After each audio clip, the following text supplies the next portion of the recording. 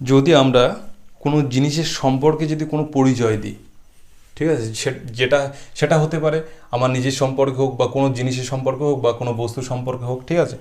যদি কোনো জিনিসের সম্পর্কে আমরা যদি পরিচয় দিতে যাই তাহলে আমরা কী ধরনের সেন্টেন্স তৈরি করব বা কী ধরনের সেন্টেন্স বলবো, ঠিক আছে। পরিচয় দেওয়া বা তার সম্বন্ধে কিছু বলা, খারাপ ভালো, এবং তার যে বর্তমান পরিস্থিতি, সে কোথায় আছে, প্লেস, কোনো প্লেসে যদি আমরা উদ্ধৃতি দেই, সেক্ষেত্রে আমরা কীরকম টাইপের সেন্টেন্স করব।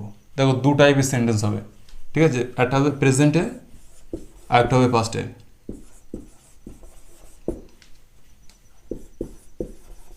সবসময় মনে রাখবে আমরা ভার্বের দিকে লক্ষ্য রাখবো, ঠিক আছে। প্রেজেন্ট অনুযায়ী কী হবে, অ্যাম ইজ আর হবে,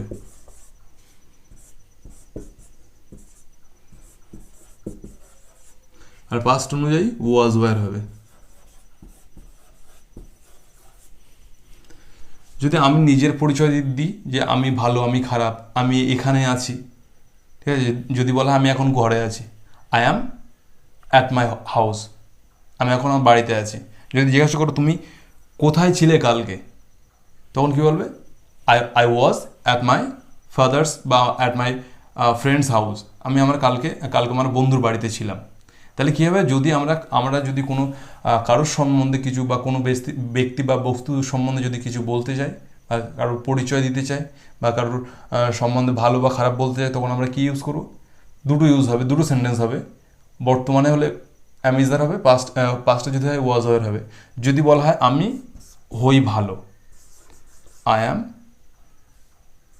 আ গুড ম্যান বা আই এম গুড দিয়ে দিলে হয়ে যাবে, বা আই এম গুড পারসন, ঠিক আছে। এটা কি বলছে যে আমি বর্তমানে ভালো। যদি কেউ জিজ্ঞাসা করে তুমি কোথায় আছো, কেউ তোমাকে এক্ষুনি ফোন করে বলছে যে তুমি কোথায় আছো, তখন তুমি কী বলবে, তখন বলবে I am at my home,